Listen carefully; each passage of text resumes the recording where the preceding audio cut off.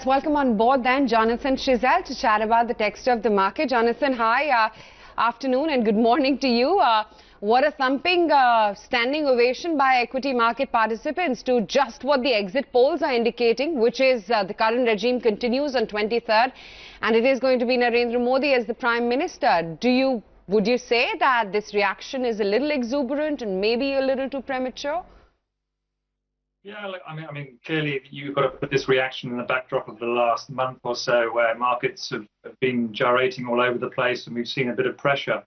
So yeah, I mean, it is a power move. There's no doubt about that, and clearly there's been a lot of cash on the sidelines, and people are being panicked to deploy the market into the market today.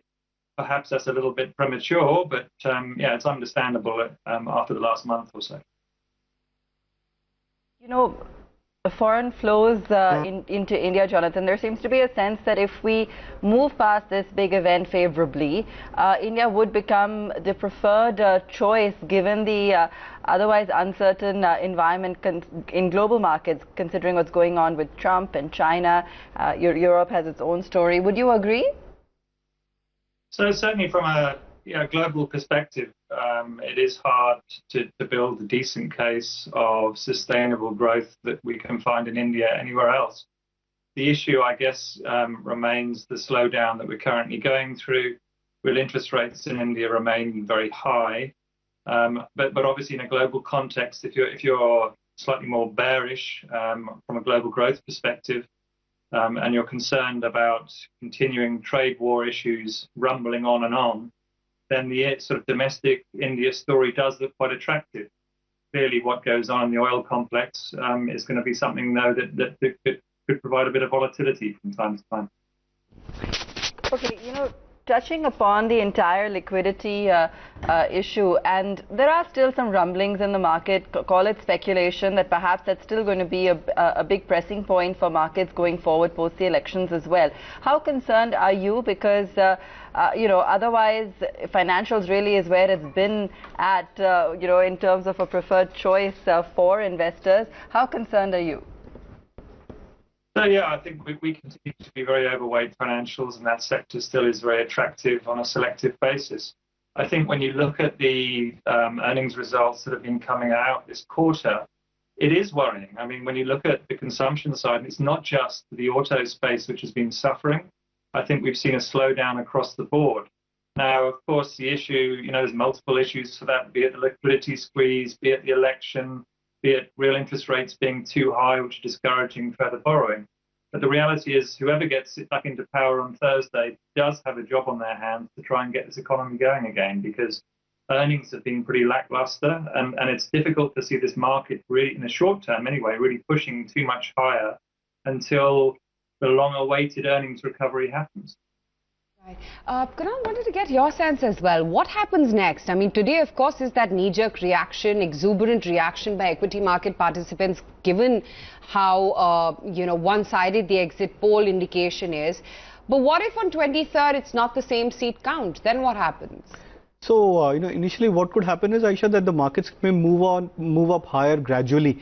Since we've seen that the volatility has dropped significantly, you generally expect that the the inertia or the initial move continues to be on the the direction of the breakout, which is on the upside in this case. But when you set expectations of a particular estimate of seat count, and that does not happen, generally you see a round of profit booking, and that is where the Nifty comes back into a stable zone. So it's not that the volatility index would spike up significantly, but it's just that the markets expected an X kind of a number, and if it delivers slightly lower than that, then I believe that there could be some round of profit booking. But those profit booking would be very limited. It won't be to an extent of what we've seen in terms of the rally. So even if we scale up 200 points, for example, on the Nifty, and the markets get slightly disappointed, but still we form the majority in terms of the government, then I believe we could come back and scale back those 200 to 50 points. Jonathan, everyone constantly wants to avoid this question around valuations, at least as a factor in investing currently, given all the variables that we're looking at in the markets. But I do want to ask you about where you feel perhaps one could look at investing even now, given that this could be the beginning of, a further move. The obvious sector, which is, I guess, been through the most pain over the last year or so, is the auto sector, particularly over the last few months. There is some value there. I guess, though, it's going to be some time before you're going to see any positive data points in that sector. So I think, I'm not saying that sector is bottoming out now, but certainly there is real value emerging there. I think also in selective banks and, some selective financials, there's value, but I still think you have to be very, very careful and look at the deposit franchise that the entity has. But certainly in financials, certainly in the auto space, you are seeing value. And I think it's interesting if you look at India versus, say, on a relative valuation basis, we're not too far off. It's sort of average levels on a relative basis. So, yes, the market's had a big push up today, but when you look at India's relative versus other markets globally, we're sort of there or thereabouts. So you can build a quite optimistic scenario of a lot more money coming into this market. All right, so still expecting, a lot more interest when it comes to India. Would you look at broader markets as well, Jonathan? Still too early to perhaps, look at some of the higher beta names, or would you actually start to dig for value there?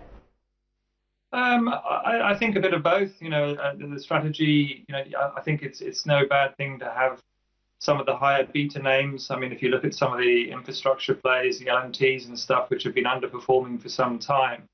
Then clearly, if you do get a stable government in the centre on Thursday, then those names probably have further to rally. Some of the small and mid-cap space, obviously, we've seen some selective recovery there, but as a group, still year to date, it has been struggling. So there's certainly some interesting stocks out there. Obviously, what we need is a period of good growth ahead of us to actually drive up earnings. Right. Jonathan, let's also get in a perspective as to what exactly your outlook is when it comes to the outlook for banks as well.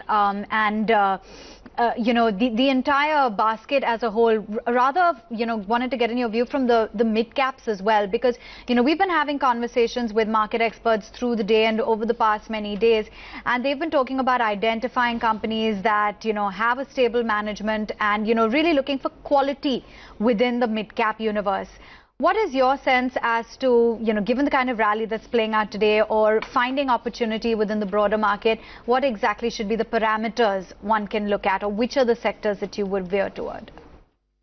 So, yeah, I think that's the right way. I mean, clearly it depends on your investment horizon.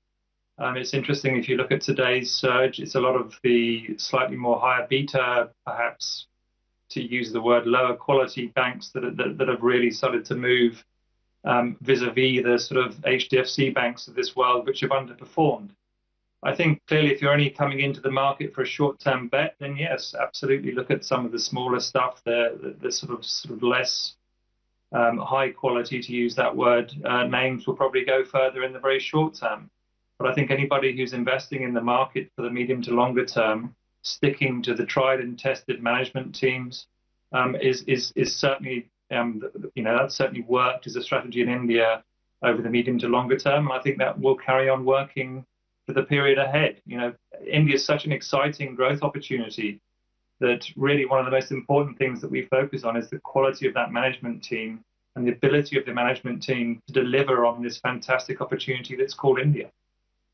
What about pockets that have been fairly beaten down, such as metals, real estate, which is again, on the back of, still looking fairly vulnerable on the back of that liquidity squeeze that we were talking about earlier. Metals that have been beaten down, other pockets that perhaps are a little bit more vulnerable to what's happening globally. What would you stay away from, Jonathan? Yeah, so the metal and commodity complex is still obviously going to be very much driven by global events. And clearly what's going, the big global event now is China. I think certainly China is turning the corner from a growth perspective. So that should provide a little bit of, backing to the commodity complex as such. But obviously if you're going for metals, yes, there's good demand coming out of India, in that space. But obviously there's import issues with China and stuff that you have to keep an eye on. So, those sectors are very much more exposed globally, and there are other factors that you've got to monitor when you're looking at sort of the metal space in particular. That's metals, commodities. It's quite a big part of the index, but it's slightly more problematic. Could I just want to get you in over here? Today you were seeing great amount of excitement across blue chips, banks holding out, the liquid universe doing good, some of the high beta names as well holding out. But once the rally consolidates and once this entire euphoria and the froth settles down, do you think again it'll be back to those 8 to 10 names which will form leadership? What, according to you, would be the patterns and the structure within the Nifty? So I think there should be new names which should be added to the list. Aisha, I strongly believe that, because when you see a new move or a new trend in the making for the indices, when you have all the kind of news flow which the markets were waiting for since last 3-4 months, and which is where you had the first phase of a rally. So from February till March, or good part of May as well, the indices rallied on the expectations of the event to play out in a particular manner. And once that happens, the markets move into a mature phase of a rally. And when you see a mature phase of a rally, the set of stocks which led from the front, they are the ones which continue to ride. But then there are new set of stocks also and sectors which emerge to provide that lending hand or helping hand to move the markets higher. So case in point, I remember very clearly that PSU banking names were the ones which did exceptionally well in the month of February and March. They consolidated and corrected, but I believe now if the markets come back, that sector could pick up very strong bit of pace. The OMC stocks, which are the ones which I believe is now sort of an underinvested space. I think HPCL, BPCL, IOC, I think even that space could try and pick up very strong momentum. And there were pocket of stocks in the mid cap space which which underperformed in the last 1 week or 2 weeks of that extreme market volatility. Names like Raymond, Bharat Electronics, Grasim, and most of the other stocks, on an individual basis as well. Even those stocks could try and pick up pace from those levels. And when you're talking of Nifty breakout or coming back to the previous highs, the stocks which have corrected 30-40%, they have just risen by 8 or 10%. So there is still another scope of 20-25% higher as a mean reversion process as well for these stocks to come back to those zones where Nifty is currently trading. So I think there's an ample opportunity if we try and pick up the right set of stocks and sectors.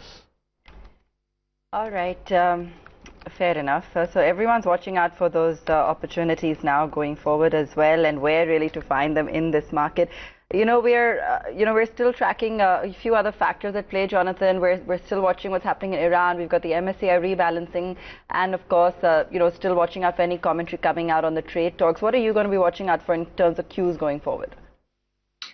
Yeah, so clearly, I think global events are going to be dominated by politics. We're just in that phase, I think, from a cycle, and clearly Trump and China are going to be important. And then obviously, as you rightly say, what happens in the Middle East and the impact on oil. So I think those are clearly what is exercising most people's minds. I think quietly China is recovering. That economy continues to recover. So it's going to be interesting to watch what happens in Europe from an export perspective, because that's been disappointing up to this point. But if China does start to recover, then things could change there. So yes, but we are in a phase of political event risk at the moment.